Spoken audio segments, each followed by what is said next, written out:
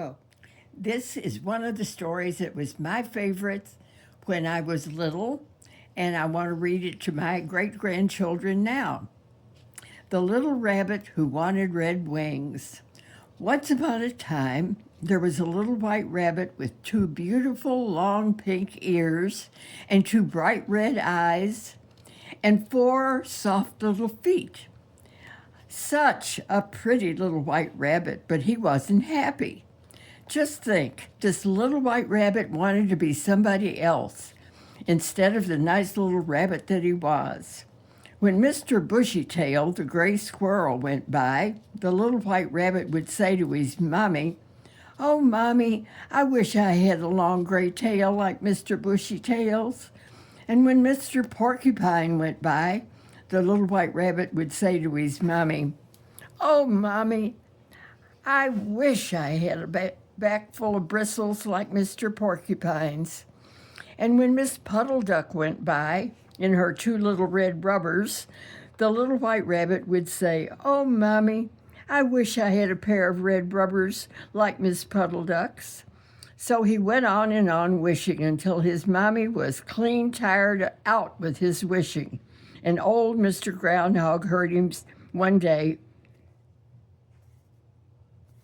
Old Mr. Groundhog is very nice indeed, so he said to the little white rabbit, "Why don't you all go down to the wishing pond?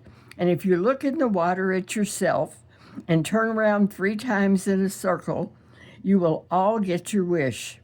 So the little white rabbit trotted off all alone by himself through the woods until he came to a little pool of green water, lying in a low tree stump, and that was the wishing pond.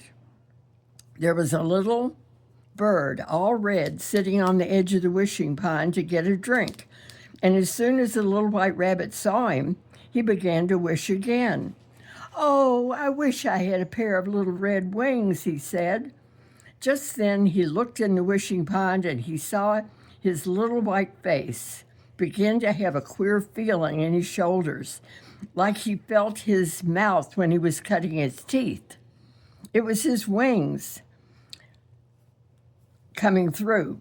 So he sat all day in the woods by the wishing pond, waiting for them to grow, and by, when it was almost sundown, he started home to see his mommy and show her, because he had a beautiful pair of long trailing red wings. But by the time he reached home, it was getting dark.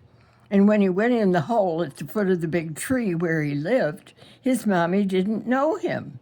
No, she really and truly did not know him, because, you see, she had never seen a rabbit with red wings in all her life. And so the little white rabbit had to go out again because his mommy wouldn't let him get into his own bed. He had to go out and look for some place to sleep all night. He went and went until he came to Mr. Bushytail's house, and he rapped on the door and said, "Please, kind Mr. Bushytail, may I sleep in your house all night?" But Mr. Bushytail opened his door a crack, and then he slammed it tight shut again. You see, he had never seen a rabbit with red wings in all his life. So the little white rabbit went and went until he came to old Mr. Groundhog's hole. And old Mr. Groundhog let him sleep with him all night. But the hole had beech nuts spread all over it. Old Mr. Groundhog liked to sleep on them, but they hurt the little white rabbit's feet and made him very uncomfortable before morning. When it came morning, the little white rabbit decided to try his wings and fly a little. So he climbed up on a hill, spread his wings, and sailed off. But he landed in a low bush all full of prickles, and his 4 feet got mixed up with the twig so he couldn't get down. "Mommy, Mommy, Mommy, come and help me," he called.